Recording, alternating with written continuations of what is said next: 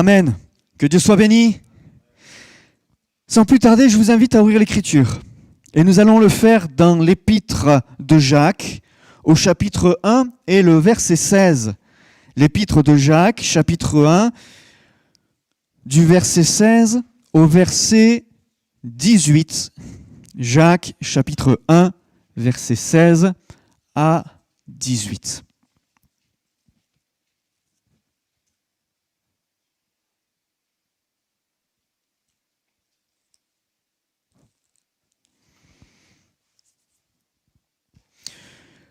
Ne vous y trompez pas, mes frères bien-aimés, toute grâce excellente et tout don parfait descendent d'en haut, du Père des Lumières, chez lequel il n'y a ni changement, ni ombre de variation. Il nous a engendrés selon sa volonté, par la parole de vérité, afin que nous soyons en quelque sorte les prémices de ses créatures. Amen. Amen. C'est beau. C'est beau. Hier encore, c'était Noël. Voilà, et nous avons eu l'occasion, et nous avons l'occasion en ces temps de nous rappeler de la venue de Jésus. Et nous disions, c'était dimanche dernier, alors le matin ou l'après-midi, je ne me souviens plus, l'après-midi, que Noël et cette période de Noël, cette date aussi, coïncidait avec le solstice d'hiver, cette période où eh bien, les jours cessent de diminuer pour remonter.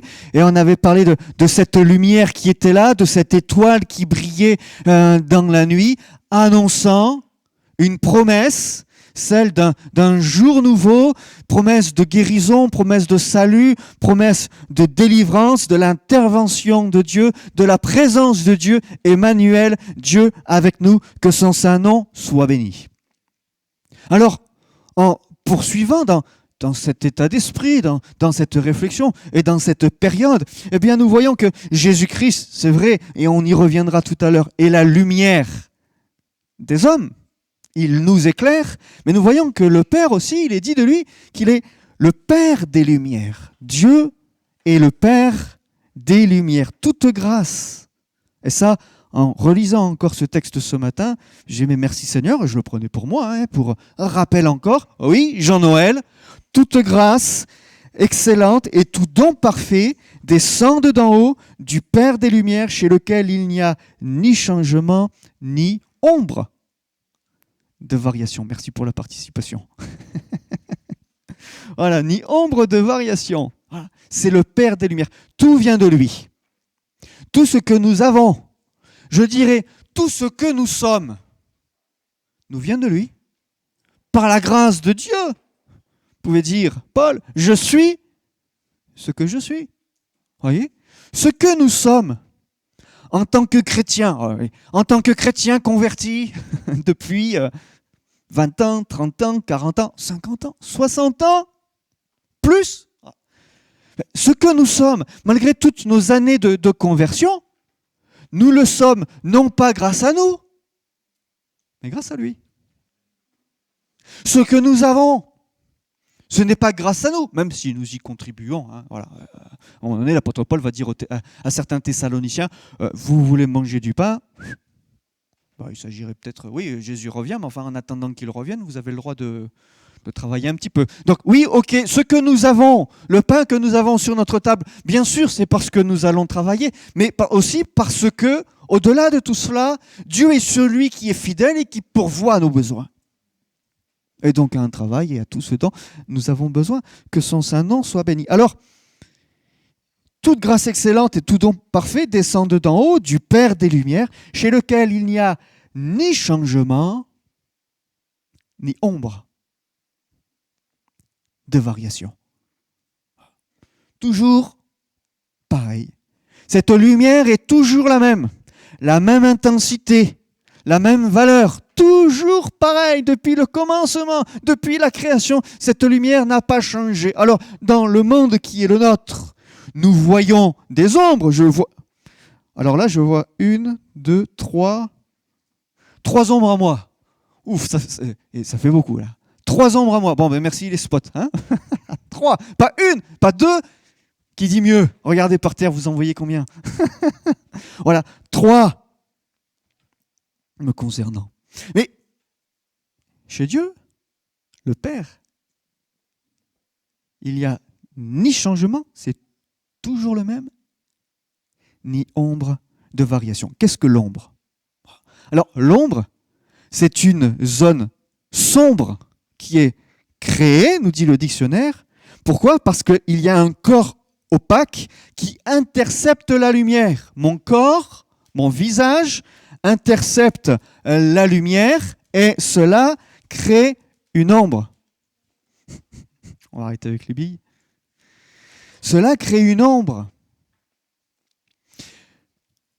Ce peuple, assis dans les ténèbres, est-il écrit, a vu une grande lumière, et sur ceux qui étaient assis dans la région et l'ombre de la mort, la lumière s'est levée.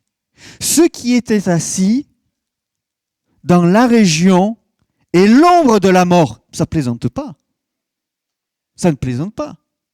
Alors, pour ceux qui étaient assis dans cette région et dans l'ombre de la mort qui planait au-dessus d'eux, comme cette épée Damoclès qui est au-dessus de la tête, vous savez, et qui est là pour nous dire attention, parce qu'à un moment ou à un autre, ça peut tomber, ça peut faire mal.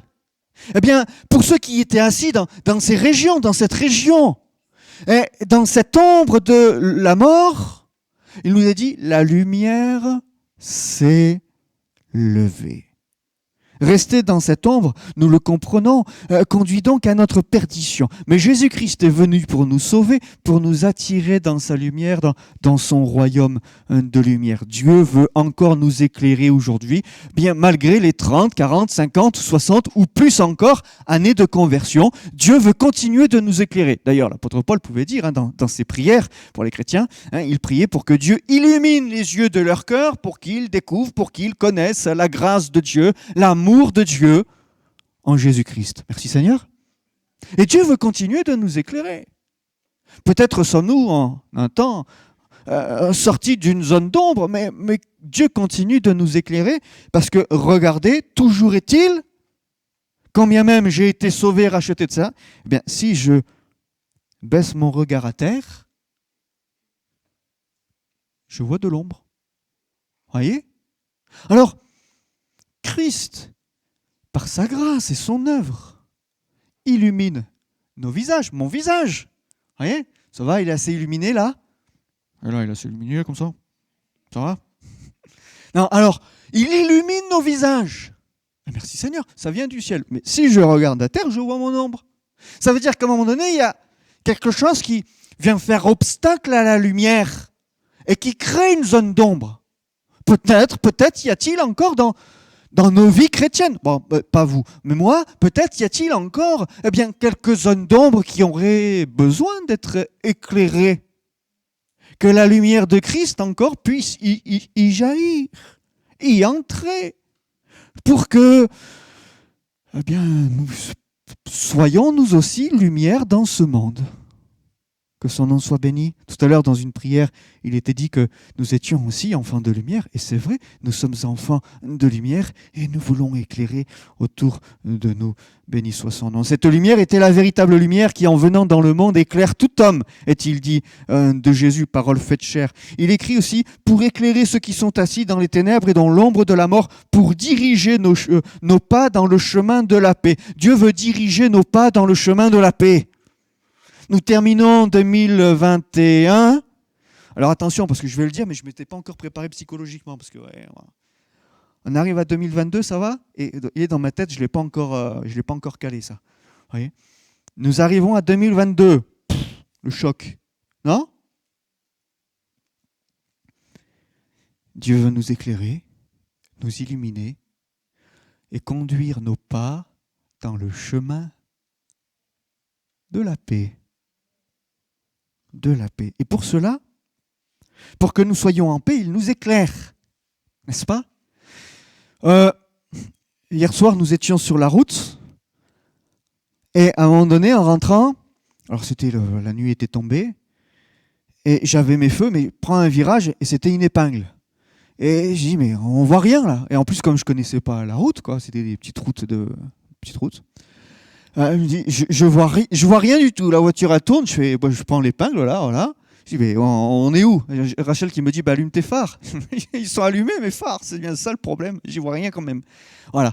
Le temps que, parce que moi j'étais là à chercher le bord de la route, mais dans la nuit, et j'avoue que bon, j'ai un petit peu ralenti, quoi. Vous voyez, j'ai un petit peu ralenti. Voilà, alors je suis passé de 180, non.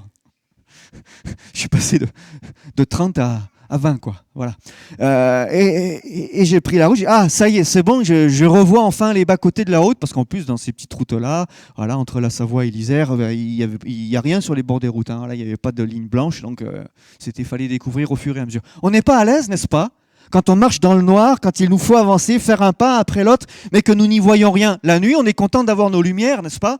Qui nous éclairent, les lumières des véhicules, des voitures pour les vélos ou autre encore, c'est nécessaire, c'est obligatoire, ça ne nous viendrait pas. La dernière fois, j'ai vu quelqu'un là, rentrant d'une réunion, rentrant de Belay peut-être, je ne sais plus, je rentre et je vois quelqu'un en vélo sans lumière, en pleine nuit. J'ai dit, ben, il y en a qui n'ont pas peur, voilà, ni de se faire percuter, ni de rouler sur quelque chose qu'ils ne voient pas au dernier moment, et puis boum, c'est la chute. C'est nécessaire la lumière. Alors Dieu veut nous éclairer et conduire nos pas dans la paix quand nous marchons au sein des ténèbres. Éclairer, ça nous rassure et on est dans la paix. Alors que cette année qui se termine et cette année qui va s'ouvrir à nous soit une année aussi, malgré bien l'obscurité, malgré les ténèbres, malgré les difficultés, une année où, malgré tout, nous puissions éclairer, conduit, dirigé par Christ et par le Saint-Esprit, avancez pas après pas dans la paix. Il est le Père des Lumières. Existant en forme de Dieu, il n'a point regardé son égalité avec Dieu comme une proie arrachée.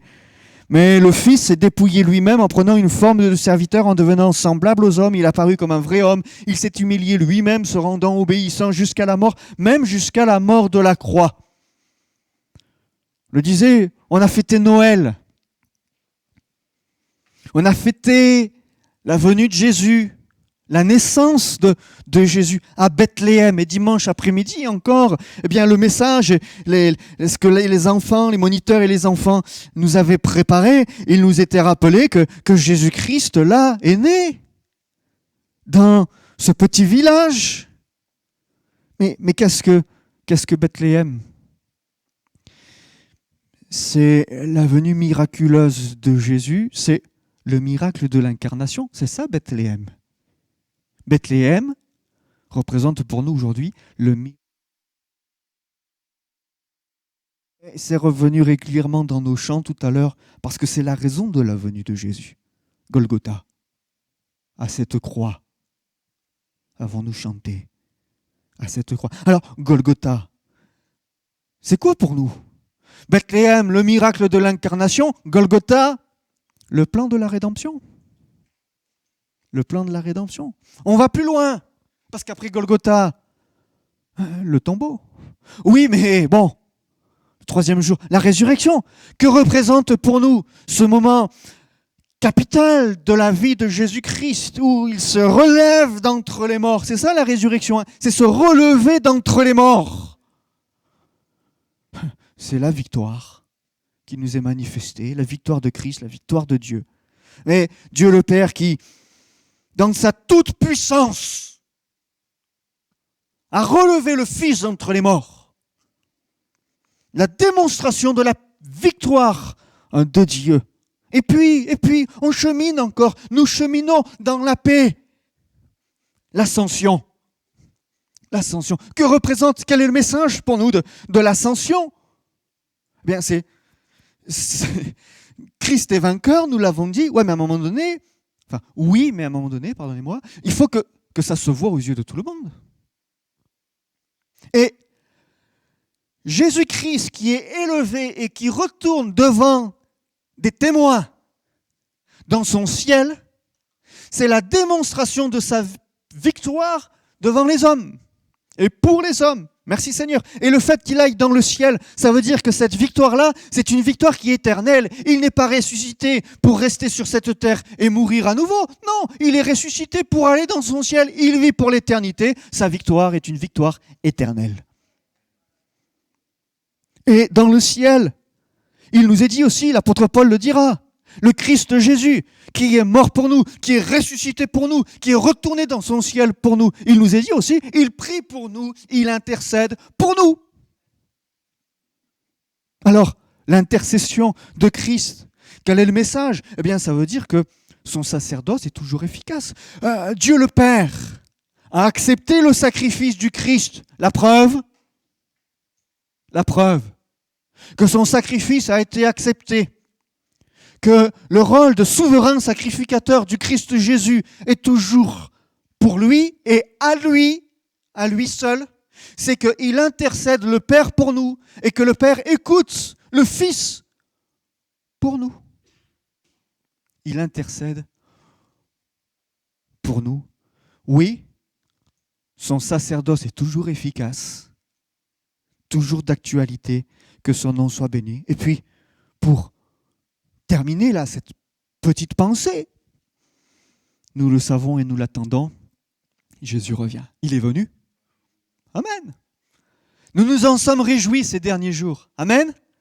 C'était une joie. C'était une fête.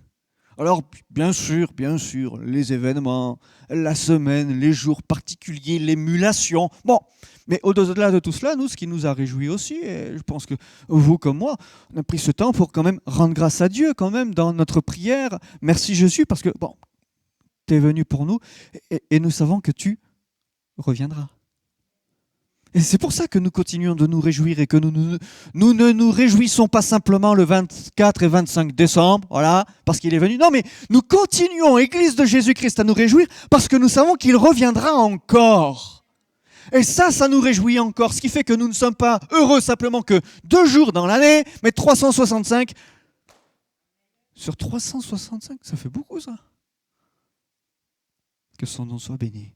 Parce que la promesse de son retour, cette victoire qui sera manifestée et qui sera éclatante devant tout le monde et surtout face à notre dernier ennemi et à l'ennemi de nos âmes, voilà, cette victoire sera pleine et entière. On le disait tout à l'heure, Christ est vainqueur et elle est éternelle, mais nous attendons malgré tout encore une certaine manifestation de sa victoire, une certaine démonstration. Nous l'attendons et nous prions pour cela. Maranatha, que ton règne vienne, viens Seigneur, viens. Et c'est ce que disent l'Église et l'épouse, que son nom soit béni. Alors, le Père des Lumières qui envoie le Fils, lumière des hommes,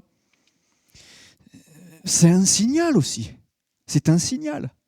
Quand nous lisions tout à l'heure, ce peuple assis dans les ténèbres a vu une grande lumière et sur ceux qui étaient assis dans la région et l'ombre de la mort, la lumière s'est levée. Mais quelle promesse, n'est-ce pas?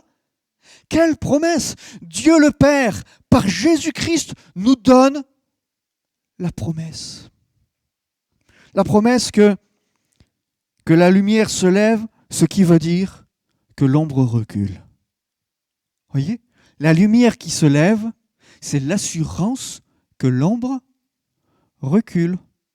En continuant le petit exemple tout à l'heure qui valait ce qu'il valait, mais quand on est au volant de notre véhicule en plein milieu de la nuit noire, hein, qu'on ne connaît pas la route en plus, au fur et à mesure nous avançons, au fur et à mesure les ténèbres reculent. Mais pourquoi? Parce que nous avançons et parce que la lumière de nos optiques a une portée. Et si nous voulons voir la suite du chemin, bien, la lumière de la portée, la portée de notre lumière n'augmente pas, à moins que nous passions en plein phare. Mais même si vous êtes en plein phare, au bout d'un moment, il y a une limite, n'est-ce pas? Mon premier véhicule, petite parenthèse, c'était les toutes premières Ford Fiesta. Et j'avais une Ford Fiesta qui était un petit peu bizarre, enfin je dis bizarre, mais vous voyez, j'avais mes pleins phares, c'était pas sur les optiques du côté, mais j'avais 2 ronds au milieu là. C'était pas une voiture de rallye, hein, mais j'avais 2 ronds là, et alors ils se réglaient comme vous vouliez, quoi. Si vous vouliez lever un petit peu, il suffisait de faire ça. Puis si vous vouliez, voyez, baisser ou relever, ça se réglait comme ça, vous voyez, à coup de je bouge un petit peu, force un petit peu sur les pattes là qui tiennent les optiques. Voilà, c'était comme ça. Moi, au tout début où j'ai acheté, c'était une vieille voiture, hein, déjà quand je l'ai acheté, c'était ma toute première voiture, c'était déjà une voiture de collection formidable. Voilà, réparation, changer les pièces, pas mal de pièces, etc. Elle roule formidable. La première fois que je sors de nuit pour aller au travail, j'éclairais la cime des arbres quand je passais en plein phare. Heureusement, je connaissais la route, parce que c'est quoi cette voiture? Bon, c'est bien de voir tout là-haut, voilà, mais ce serait pas mal aussi si je voyais un petit peu plus bas. Alors après, en arrivant, c'était tôt le matin, hein, voilà, c'était 6 heures du matin. Je dis, bon, ben, quand j'arriverai à l'entreprise, après, il va falloir que je regarde ce que c'est. Là. Allez, on baisse un petit peu le truc, voilà, on règle, on essaye. Bon, ça va, c'est pas trop mal. Vous voyez? Mais il nous faut avancer. Et c'est quand nous avançons que nous continuons d'éclairer et que les ténèbres sont chassées. Si on reste là, immobile, nous ne voyons pas les effets de la puissance de la lumière qui éclaire et qui chasse les ténèbres.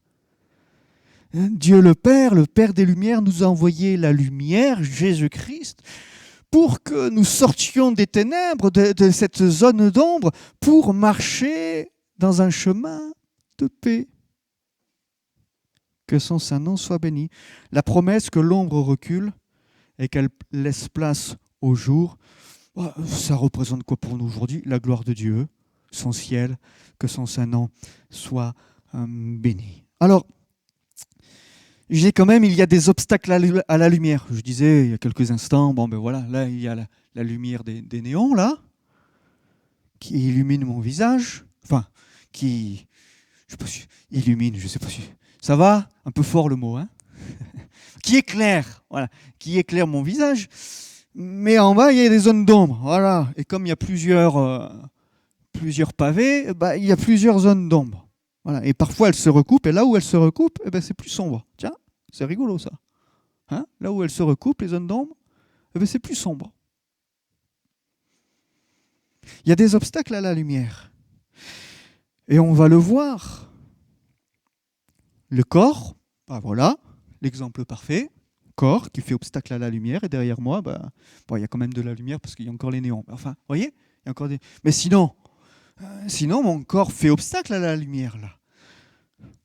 L'esprit peut faire obstacle à la lumière, on va y revenir. Et l'âme. Et pour appuyer cela, je prendrai quelques exemples, et un exemple à chaque fois. Le corps, disais-je, peut faire obstacle à la lumière, c'est-à-dire à la communion que nous avons et que nous voulons avec Christ. Et pour ce faire, je prendrai l'exemple d'un lépreux. Son corps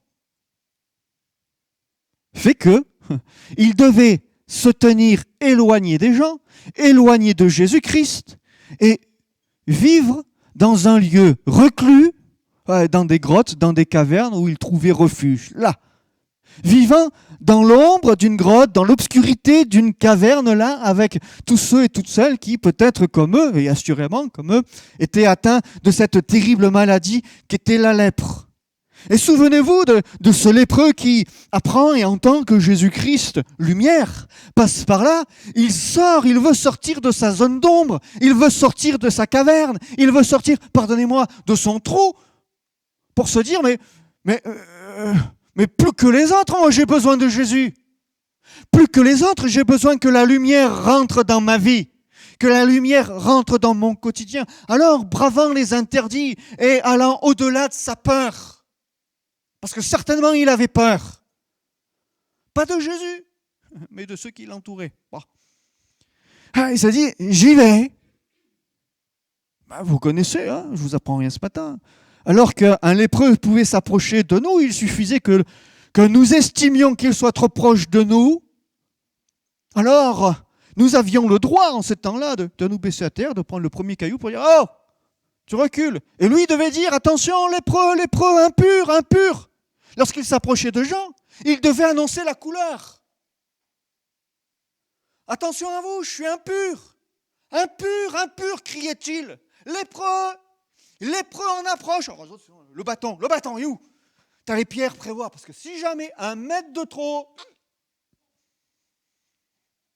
Et là, ce lépreux s'approche de Jésus, et son corps fait qu'il n'avait pas le droit, ça devait faire obstacle.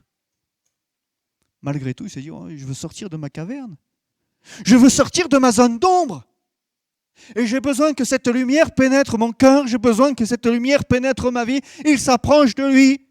La foule, j'allais dire, ne dit rien. Elle est là, elle est attentive et elle attend Jésus. Il va dire quoi? Qu'est-ce qu'il va dire?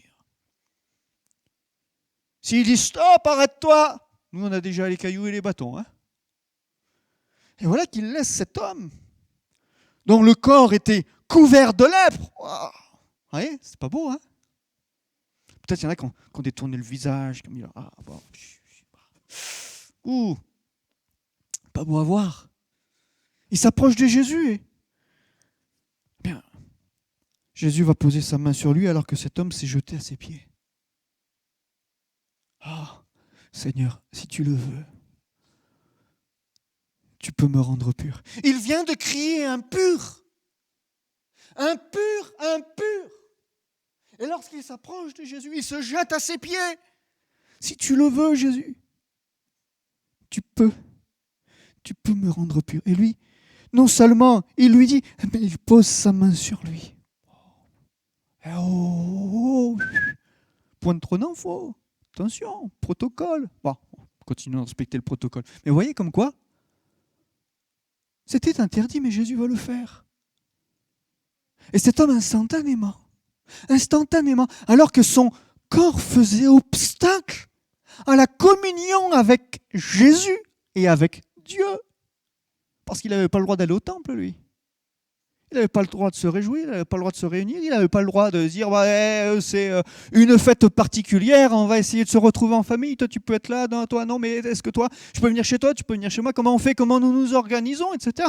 Lui, il n'avait pas le droit à tout ça, lui, il était là avec les autres malades, bon, on fait quoi, hein? Pour les fêtes, on fait quoi? Bon, rien comme d'hab, quoi. Ah, bon, rien comme d'hab, parce que bon, difficile de se réjouir. Mais non, là, Jésus va poser sa main sur lui. Son corps faisait obstacle, mais Jésus-Christ est venu, on le disait, c'était la promesse. Quelle belle promesse pour ceux qui sont assis dans cette région. Et dans l'ombre de la mort, le jour s'est levé. Et si son corps faisait obstacle à la révélation de Christ et de Dieu, voilà que par la venue de Jésus et l'amour de Christ, la miséricorde et la grâce qui lui témoignent là en cet instant unique, plus rien ne fait obstacle. La lumière pénètre sa vie instantanément, il est guéri. Et j'imagine cet homme rayonnant de joie, dont les gens regardent. Il ressemblait à ça en fait. Derrière la maladie et les effets qu'elle pouvait engendrer sur son visage et sur tout son corps. Ah, je ne l'avais jamais vu sous cet angle. Tiens non, le visage a changé, le regard a changé, la lumière. La lumière. Vous voyez, le corps peut faire obstacle à la communion avec Dieu, mais merci Seigneur parce que le Père des Lumières nous a envoyé son Fils. Et il n'y a en lui ni changement, non, ni ombre de variation. Que son Saint-Nom soit béni. Ah, je disais aussi l'esprit, oui, parce que l'esprit peut être détourné de la réalité. Oui, l'esprit peut être détourné de la réalité. Pourquoi? Je prendrai un autre exemple. Celui de l'aveugle. Celui de l'aveugle. Vous voyez? Il a des yeux. Ils sont là. Hein? Mais ils ne font pas le rôle ils ne jouent pas le rôle pour lequel ils sont placés dans les orbites. Vous voyez? Ou rien, aveugle. Et du coup, dans son esprit, tout est confus. Vous voyez? Tu peux lui dire, les arbres sont verts. Lui, vert. Mais c'est quoi vert? Hein? Tu peux lui dire, ta maison, elle est couleur ocre. C'est bien, mais pour lui, ocre, c'est pareil. Il ne sait pas ce que c'est. Tu peux lui dire, ta maison, elle est faite avec des pierres de taille ou avec... mais pour lui, peu importe. Il ne sait pas. Son esprit n'arrive pas à définir. Alors, on peut utiliser des qualificatifs, décrire telle et telle chose. Et il y a pour l'aveugle, ce qui est très important, c'est le toucher. Et l'ouïe également, parce que c'est important ça pour l'aveugle, non seulement le toucher, mais l'ouïe, l'audition. Donc, avec ce qu'il touche et avec ce qu'il entend, il va imaginer dans son esprit, mais, pour peu qu'il retrouve la vue. Oui, vous savez, il y avait un aveugle à un moment donné, sa guérison s'est faite en 2 temps, et il a vu les hommes comme des arbres.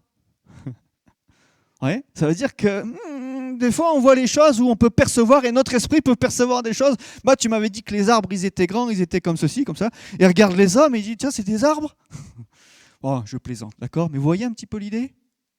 Notre esprit peut être détourné. Parce que nous n'avons pas la bonne perception des choses, parce que, eh bien, nos sens peuvent nous tromper, ou peuvent être, insuffisants. Voilà, peuvent être insuffisants. Alors cet aveugle était assis au bord du chemin. Il était là seul, isolé, assis au bord de ce chemin, ayant sur lui ce manteau qui le définissait. Vous voyez, le lépreux criait impur, impur. Mais l'aveugle, lui, mendiant et aveugle, il avait un manteau qui le définissait. Il n'avait pas besoin de crier mendiant et aveugle, non, parce que son manteau le définissait ainsi aux yeux de la société. Et tout le monde, en le voyant, savait qui il était. Alors, il était là, assis, seul, sur le bord de son chemin. Et puis, comme je disais, l'esprit peut nous détourner de la réalité. Et parfois, il peut y avoir un esprit de contradiction. Parce que, regardez, quand il entend que c'est Jésus qui passe. Et là, dans sa tête, Jésus, fils de David, aie pitié de moi. Oui, mais vous voyez autour de lui, chut, oh, quand même, il ne va pas nous déranger, lui. C'est pas le moment. Et on est en chemin, on ne s'arrête pas. On n'a pas prévu de pause à cette heure-là. Et puis, d'ailleurs, il faut qu'on soit à telle heure là-bas. Donc, tu sais quoi? Il ne faut pas qu'on fléchisse, il ne faut pas qu'on ralentisse. On a notre rythme à tenir. Voilà, et il faut y aller, il faut y aller. On n'a pas le temps, on n'a pas de temps à perdre. On est en route. On est en route. Jésus, fils de David, aie pitié de moi. Et vous voyez, cet esprit qui l'entourait, il dit, non, arrête, tu ne vas pas déranger Jésus, c'est pas le moment, c'est pas le temps. Et puis bon, de toute façon, qu'est-ce que tu veux qu'il fasse pour toi? Tu as toujours été comme ça, il n'y a rien qui changera. Vous voyez? Mais lui, alors que ses yeux physiques ne lui permettaient pas de bien définir le monde qui l'entourait, à un moment donné, il y a quelque chose qui, dans son cœur, va dire, attends, il y a quelqu'un qui passe, il y a une foule qui passe, j'entends une voix, il y a quelque chose qui n'est pas habituel. Qui n'est pas habituel. Que veux-tu que je te fasse? Seigneur, que je recouvre la vue. Et Jésus lui dit, recouvre la vue, ta foi t'a sauvé. À l'instant, il recouvra la vue et suivit Jésus en glorifiant Dieu. Tout le peuple, voyant cela, loua Dieu. Merci Seigneur. Merci Seigneur. Il recouvra la vue. Que veux-tu que je te fasse? Jésus, as-tu d'autres questions comme celle-ci? Hein? Tu vois pas? Je suis mendiant et je suis aveugle. Jésus qui ne voit pas que cet homme est aveugle. Il y a un problème, non? Non, non. Jésus n'est pas aveugle, lui. Et il voit bien. Mais il voit aussi le cœur et il voit aussi l'état d'esprit de cet homme. Et plus qu'une guérison physique, ce que Jésus voulait lui apporter également, parce que c'était de cela dont il avait fondamentalement besoin, c'était le salut de son âme. Va, ta foi t'a sauvé. Sauvé. Et alors là, tout le peuple qui, au départ, avait quelques craintes en disant, ils vont encore nous déranger, qu'est-ce qu'il va nous faire, lui? Et puis on va perdre du temps, et puis bon, voilà. Et puis faire arrêter toute une foule qui... ça ne se fait pas comme ça, hein? Ouais. Quand on est deux ou trois, on dit on s'arrête. Quand c'est toute une foule et que c'est bruyant et que c'est... faut faire silence, etc. C'est pas la même affaire, là. Hein, parce que nous, aujourd'hui, là, on est là en se disant, c'est facile, il s'arrête, tout le monde s'arrête. Oh oui, enfin... C'était peut-être pas aussi simple que ça.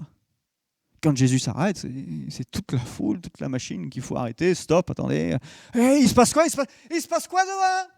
Il y a quoi devant? Il y a un arbre qui est tombé? Il y a quoi? Qu'est-ce qui s'est passé? Et puis les gens ils disent, il se passe quoi? Il y a quoi devant pour qu'on s'arrête là? Mais pourquoi on s'arrête? Et puis, chut, attendez, taisez-vous, chut. Pourquoi? Il y a un muet? Non, il y a un aveugle, il n'est pas muet, mais quand même il parle à Jésus. Ah bon, et alors qu'est-ce qu'il dit? Qu'est-ce qu'il dit? Voyez? Et pourtant tout le monde va s'arrêter. Jésus va prendre ce temps. Et là, toute la foule va louer Dieu. Ta foi t'a guéri. Merci Seigneur. Et à l'instant, ta foi t'a sauvé, et à l'instant, il recouvra la vue. Vous voyez, cet homme était aveugle physiquement. En vérité, nous le savons, c'est tout homme qui, par sa nature pécheresse, est aveugle spirituellement. Mais peut-être que les chrétiens que nous sommes aussi, et malgré nos 20, 30, 40, 60 et plus, peut-être, les chrétiens que nous sommes, avons peut-être aussi besoin d'être éclairés encore aujourd'hui, n'est-ce pas? Parce que, en vérité, si nous rentrons un petit peu en nous-mêmes et que nous sommes honnêtes avec nous-mêmes, nous connaissons Dieu et nous connaissons Jésus, mais assez imparfaitement, non? Pas vous? Ça reste assez imparfait, la connaissance que nous avons de lui. Et quand nous le verrons, on va dire, ah ouais, quand même, oh, je l'ai bien limité. Hein. Vraiment, je l'ai restreint. Je pensais que c'était... Puis en fait, non, il est plus que tout cela. Il est plus que tout cela.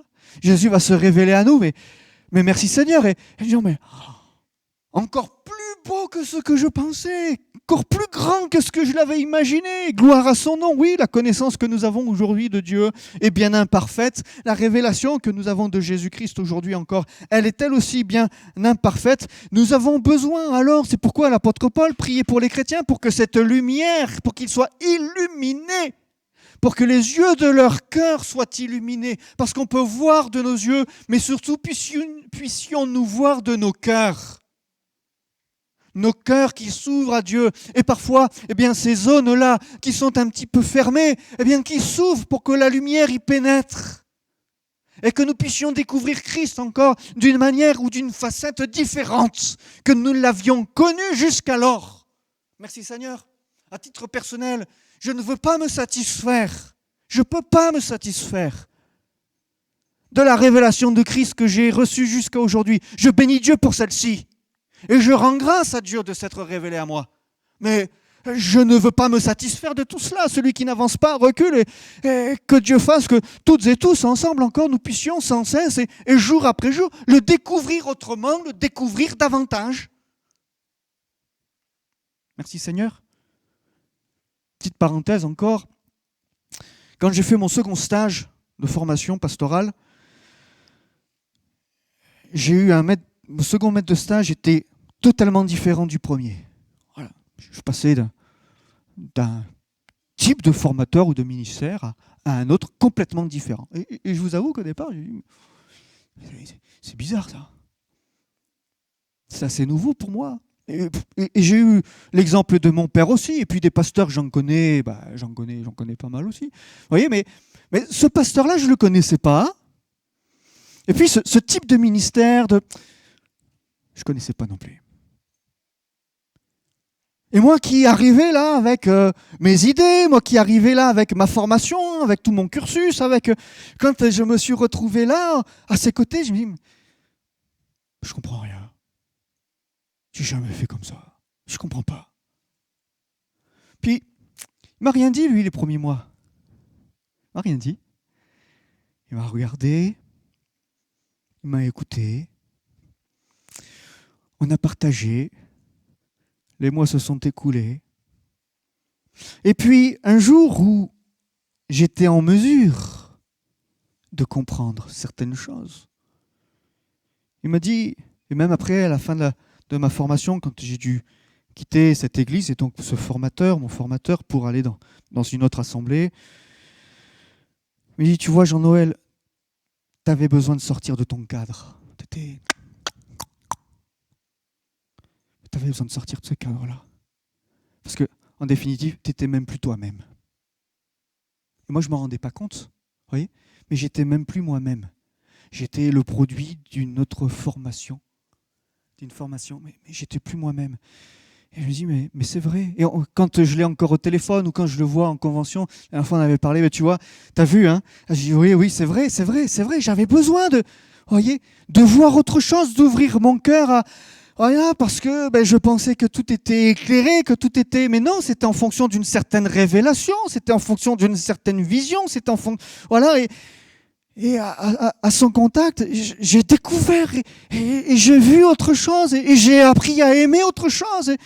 Tant et si bien qu'après, quand j'étais tout seul ailleurs, bon, comment il ferait lui? Alors, comment ferait Jésus? D'accord. Enfin bon, moi j'ai eu des formateurs aussi, donc je me dis, ils sont là pour me servir d'exemple, de modèle et d'instruction aussi. Donc je disais, bien sûr, comment ferait Jésus, mais je disais aussi, comment est-ce qu'il ferait mon ancien formateur là? Il ferait comment là?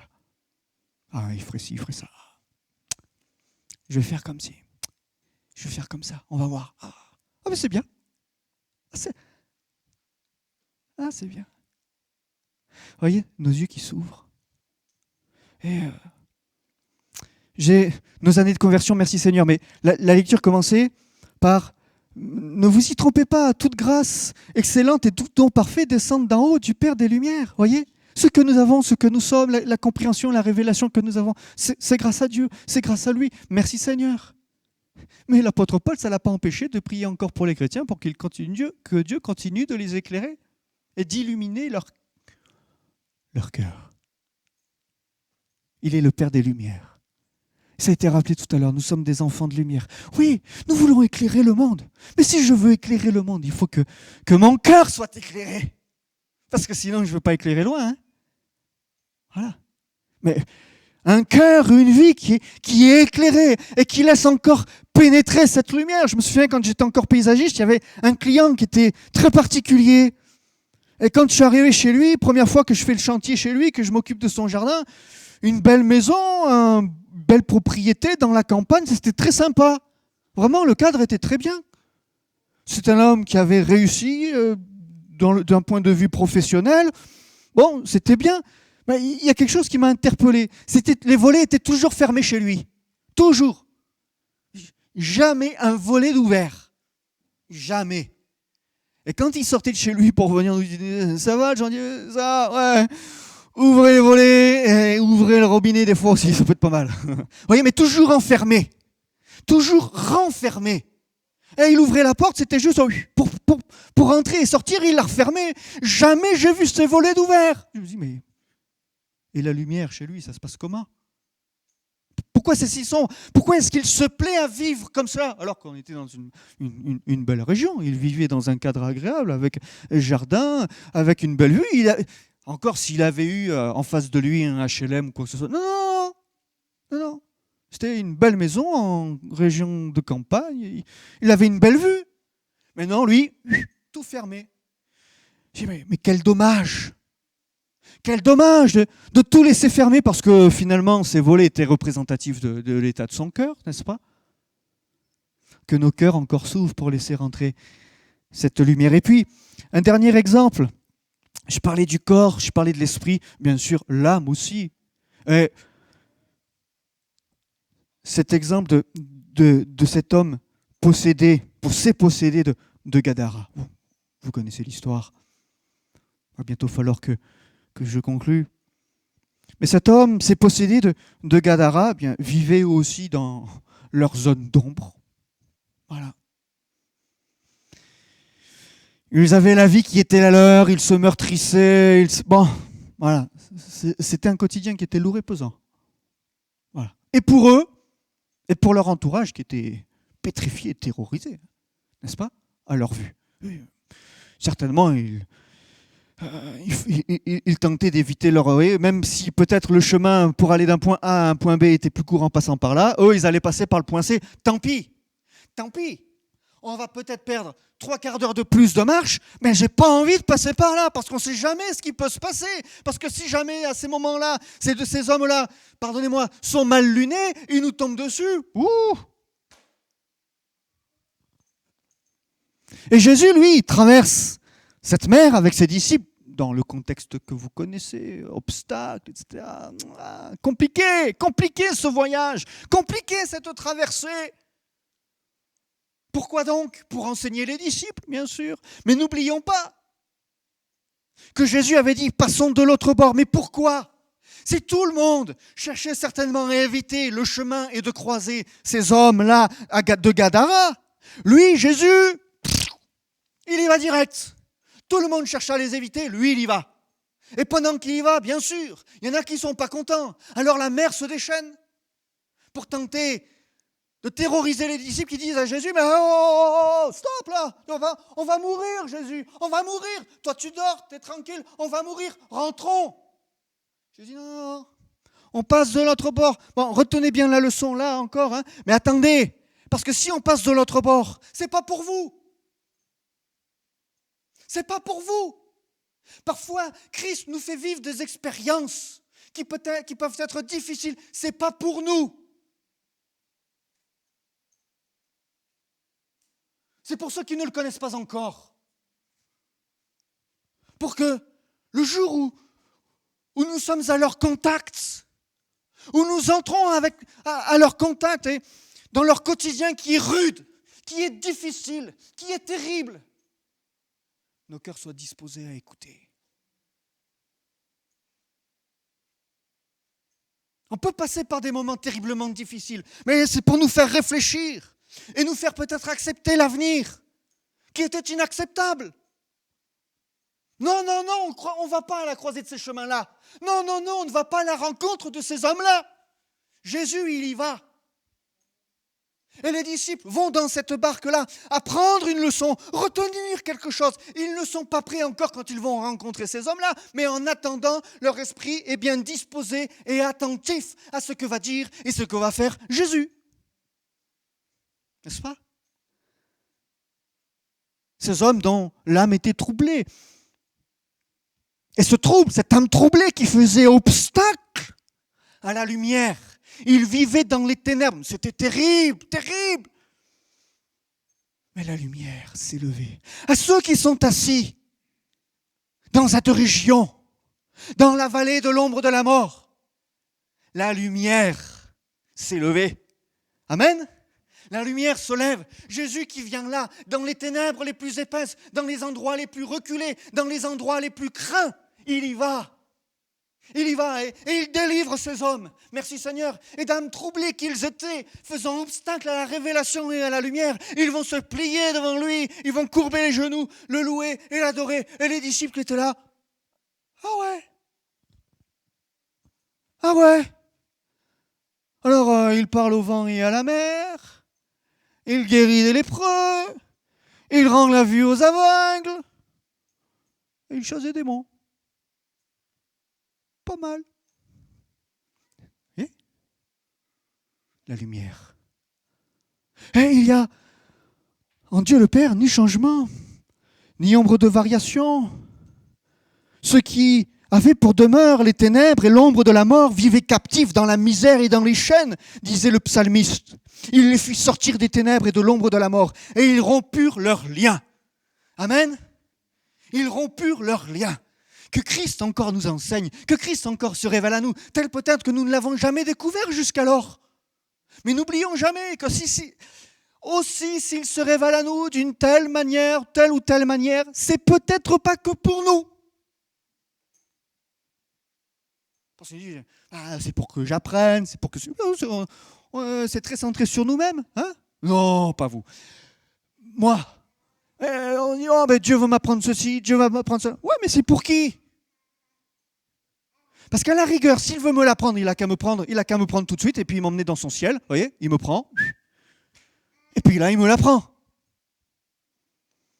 Il n'y a peut-être pas besoin de passer 107 ans à ceci et cela pour apprendre certaines choses. Il suffit qu'il se révèle à moi ou il suffit qu'il m'emmène dans son ciel. Et ça y est, je l'apprends, je le découvre, je le vis. Donc, si nous vivons certaines choses ici-bas, c'est pour apprendre à le connaître. Mais n'oublions jamais que si nous sommes encore ici, ce n'est pas pour nous. Et non. Si tous les chrétiens rachetés que nous sommes sont encore sur cette terre, ce n'est pas pour nous. C'est pour lui, c'est pour son royaume, et c'est pour ceux qui n'en font pas encore partie. Pour ceux qui sont dans les ténèbres. Alors oui, ceux qui avaient pour demeure, rendez-vous compte, les ténèbres et l'ombre de la mort, et qui vivaient captifs dans la misère de leur chaîne, comme ces possédés de Gadara. Il les a fait sortir des ténèbres et de l'ombre de la mort. Et il a rompu leurs liens. Et ces hommes-là, instantanément délivrés. Les liens, les chaînes sont rompus. Que son saint nom soit béni. Je conclus avec Un texte du prophète Ésaïe, les ténèbres ne régneront pas toujours sur la terre, où il y a maintenant des angoisses. Voyez, Dieu nous fait la lumière, nous fait marcher dans un chemin de paix, mais le prophète Ésaïe dit que sur cette terre règne l'angoisse. Alors, merci pour le chemin de paix, dans un environnement angoissé. Si les temps passés ont couvert d'opprobre le pays de Zabulon et le pays de Nephtali, les temps à venir couvriront de gloire la contrée voisine de la mer jusqu'au-delà du Jourdain et le territoire des gentils. Oh, c'est beau. C'est beau. Ça, c'est Ésaïe chapitre 9, verset 1. Et puis après, il y a la promesse du Messie et du Rédempteur. Oui. Les ténèbres ici-bas auront une fin. Apocalypse 22.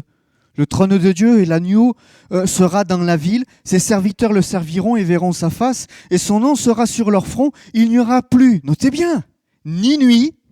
Et ils n'auront besoin ni de lampe. Ça ne me fera plus d'ombre. Il n'y aura plus 2 ou 3. Ça me fera plus d'ombre. Il n'y aura plus besoin ni de lampe, ni de lumière. Parce que le Seigneur Dieu lui-même les éclairera. Et comme il est en nous, vous voyez, cette lumière, elle va nous pénétrer et elle nous traverse. Voyez ?